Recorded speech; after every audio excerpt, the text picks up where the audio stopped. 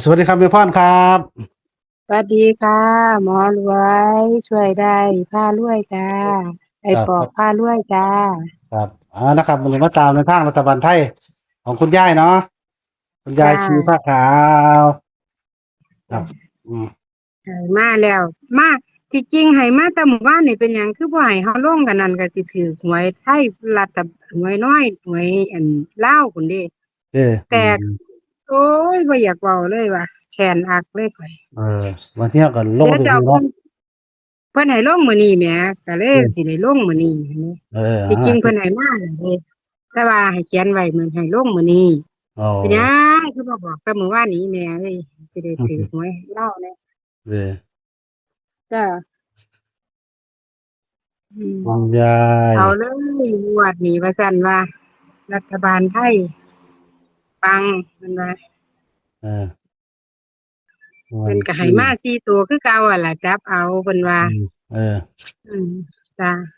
หวยเพิ่นนี่สิเห็นแต่4ตัวเพิ่นสิเอามาแต่4ตัวอืมแต่ว่าให้หมอรวยจับเอามื้อวานนี่เพิ่นก็ให้มาแล้วล่ะให้มาแต่ว่าบ่ให้เฮาลงนี่แหมข้อยละแค้นนี้เอออืมบุญดวงเขาบ่มีที่เพิ่นให้ แม่นเพิ่นให้มา2526ค่ะหมอรวยเครียดบ่เจ้า2526จ้าอืม2526แหมเออสี่ตัวคือเก่านั่นล่ะเออจับเอาอืมโอ้ว่าซั่นเป็นจังไงได้ล่ะมันเลขเบิ้ล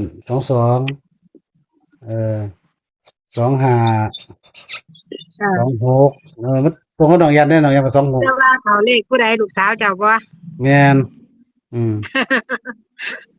เข้ากันเลยยังวะอืม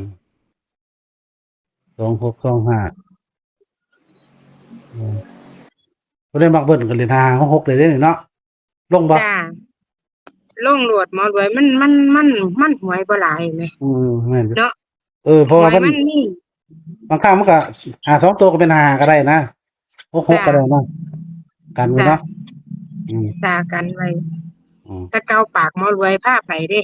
เออจ้า แม่นอยู่เพิ่นว่าให้ว่าลงเบิดแล้วเป็นหยังตัดเบิดเป็นหยังก็อีหลีเนาะอือเพิ่นก็ว่าบ่ตามจริงนั่นก็อยากเพิ่นเป็นคนบ่อยากให้อันหลายน่ะนะเออบ่ต้องตัดหลายอันบ่ต้องตัดหลายแต่ผู้เฮานั่นก็ย้านมันเขียนไว้เห็นไหมเนาะอืมเออ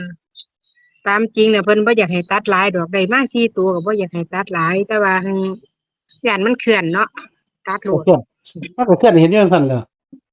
แม่นมันก็เคลื่อนอยู่จั่งซั้นแหละเห็นบ่เลาบ่ให้เฮาตัดหลายว่านตัดปัญบ่ต้องหาก็ได้ก็ได้ตัดหลายก็ได้คักแล้วปัญหาว่านน่ะจ้ะอืม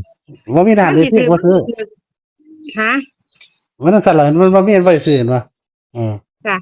ซื้อก็เลยบ่ได้ซื้อเพิ่นก็เว้าแต่ว่ามันสิถูกมันก็สิถูกดอกเพิ่นว่าเอออืมๆว่าจังซั่นน่ะไปหาบ่ได้เงินจังซั่นล่ะเห็นบ่บ่ได้เงินจักบาทนี่น่ะแม่นเอจ้ะอย้อนบ่ตัดนี่แหละเออย้อนบ่ได้ตัดนี่แหละมันต้องมันต้องตัดให้เขาเจ้าด้วยเนาะเออนี่คิดได้ผู้ใดโอ้เขามักเห็นเขาเฮ็ด8หาบางนำเขาก็ซื้อนะให้ไปเฮ็ดเขาก็คิดบ่พอจังซี่แหมแม่นอืมจังซี่ก็คิดบ่พอจังซี่นะความหมายมันอืมเนาะต้องตัดให้เพิ่นว่าติเออเออมื้อคืนมื้อเช้าเพิ่นก็เว้าอยู่ดอกอืมกูนี่กูนี่คันมึงเฮ็ดได้นะมึงสิแตกตลอดเลยเพิ่นว่าอืมให้เป็นพยายามเอาให้เฮาจับตาดูเพิ่นเลยให้เฮาใส่บาตรใส่หยังได้ประจำคือคำค่ะเว้าเนาะค่ะอืมพยาที่ยามใส่บาตรจริงอั่นป้าเฮ็ดได้เด้หมอรวย อืมเฮ็ดได้เด้แต่ว่ามันคันมันบ่คาของแข้งของขาเอออืมบ่ปวดแข้งปวดขาก็ได้สำบายเนาะ จ้ะจ้ะมันก็หาที่ได้ลซุมื้ออยู่แล้วอืมสิตัวละ10บาทเนาะเอาคุณยายมา2526เด้อพี่น้องเนาะเลขรัฐบาลไทยจ้ะนะครับจ้ะเพิ่นให้มาเท่านี้2226ล่ะกัจ้ะน5566เด้อนะครับรัฐบาลไทยของคุณยายชีพขาวเนาะเป็นไทยเด้อนะครับบัดนี้เอาจ้พี่น้องผู้ใดะมักไทยก็ลองเบิ่งเอาซื้อง่ายเป็นเลขเบิ้นนำเนาะอืมจ้ะ22 ว่าถ้าสิ2526ไปเนี่ยหาซื้อลอตเตอรี่ไว้โลดเพิ่นว่าเด้บอกจังซั่นแม่เด้อเด้คันว่าจังซี่น่ะแต่นหาซื้อลอตเตอรี่ไว้เลยว่าซั่นว่าเพิ่นสิเน้นอะไรเด้อเน้น26บ่ โอ้26กัน2เก่าด้วยเนี่ย เพิ่นเน้นหาอันเพิ่นเน้นหาสองกับอัน62นั่นล่ะเพิ่นเน้นเพิ่นลืมตัวนั้นแม่พรฮะลืมกัน2เก่าเจ้าตัวนั้นโอ้ต้องกันเด้อนี่2เก่าเด้อนี่กันไปโหลดมาลอยมันเออเข้ามันบ่ได้เสียใจเห็นบ่หมู่บ้านนี่2 26ว่ากัน2เก่านี่มันให้น้อยเด้ออือืมมพี่น้องหา26บ่ได้ค้างเขาไปซื้อลอตเตอรี่2เก่าถือรางวัลที่1เห็นเด้แม่น เออเนาะอิหยั เพิ่ งก็นว่ามันเหลืออีกบ่กี่มื้อเนาะวันอังคารหน้านี่ก็แม่นเพิ่นเลยว่าลงโลดเออลงแล้วอย่ามาถามอีกเด้อมันเสียหัวหาก่อนเพิ่นเข้าเด้เด้อเด็กเพิ่นมันเข้าลงแล้วอย่ามาถามอีกบ่ต้องลงอีกบ่ต้องอืมย้ำมือเลขหวยออกก็ย้ำโลดว่าซั่นว่าอืมย้ำตัวนี้ล่ะเพิ่นว่าเก่าไปเลยเด้อจ้ะตัวเก่าไปเลยบ่ต้องมาถามอีกเพิ่นว่าถามอยู่มันแปลของเพิ่นไปเลยเด้อจ้ะหนูว่าอักงวดก่อนของเพิ่นเข้าเด้หมอรวยแม่นเนี่ยจ้ะเพิ่นเข้าหาเก่ามันเจ้าที่ว่าเพิ่นเว้าอยู่อืมเราก็ตามต่อเรื่อยๆเนาะเพิ่นว่าซื้อตัวเดียวเลยหาซื้อลอตเตอรี่ไปเลยเด้อนะครับ2526เนาะสำหรับจ้ะเด็กคุณยายอืมจ้ะสีฟ้าขาวเฮาให้รัฐบาลไทยมาแล้วเด้อพี่น้อง FC มื้อนี้ครับข้อยให้ขวดใหญ่หนึงพุ่นตัว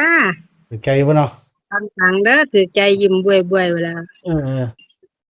มีหลายโอ้คันจังค่อยอยากกินอันนั้นอีกเด้แตกมาเลยมื้อแลงแตกมาเลย3ตัวแตกมาเลยหั่นน่ะเอสิให้อ2ขวดข้อยว่าเอออืมเจ้ายิ้มกันบ่ยิ้มจะบอกว่า2ขวดเลยบ่ ว่า2ขวดแล้วข้อยว่าเราสิ2ขวดเฮ้ย2ขวดมันเท่าไรล่ะหมอนเรา3,000กว่าเราสิบ่แม่นเพิ่นเคว่ายกินนั่นล่ะเออเอ้โอ้ยยอย่าอยากเลยอ้าวข้อยเอามันว่าแตก3ตัวพุ่นแหมเด้FC เพิ่นก็สิบ่เล่นอยู่ติเพิ่นแตก2ตัวข้อยบ่ให้ข้อยแต่ว่าสองคันนั้นแตกมาเลย3ตัวนั่นข้อยว่านั่น ว่า FC สิบ่ซื้อข้อยสิซื้อให้เออแม่นเออข้อยสิหาให้ซื้อให้รวดกันแตกนั่นน่ะ3ตัวเด้อจ้าเอาก็สิยอดไว้นำอยู่ว่าซั่นเดี๋ยวเจ้าที่บ่ได้กินจ้าเออหยอดไว้แหน่เด้อ สิยอดซอยห ข้อยวาย้านเด้อ ข้อยบ่ค่อยมีดวงข้อยบ่ค่อยซื้อเลขซุมื้อแม่พ่อนอืมแม่นข้อยก็บ่ค่อยซื้อเพราะว่าดวงข่อยบ่ทันมีก็สิตกอืมปีคอขาดเด้นี่หมอรวยนั่นแหล้วพอเจ็บบ่ดอกแดกข้อยเนาะบ่มีดวงข้อยเลยอืมว่าไปเฮ็ดบุญให้เพิ่นหามันหนุนเพิ่นบอกข้อยว่าอืมสิตกปีคอขาดแล้วมันสิได้หนุนดวงคุณยายกับดวงเจ้าที่นี่ล่ะเพิ่นสิหนุนให้ครับเพิ่นเลยให้ไปใส่บาตรจ้าครับ2526เด้อนะครับตัดด้วย22 2526กัน29นะครับแต่ว่าอันพอดีแก้กันอันนั้นจักหน่อยมัน2526ก็เลยว่า5566เป็นตัวเบิ้นเด้อนะครับขอให้จ้าโชคดีนำคุณยายชีพขาวเหล็กไทยเด้อนะครับขอบคุณแม่พ่อหลายเด้อแบ่งปันครับสสาวัสดีครัธุบสค่ะวัสดีครับสวัสดีจ้า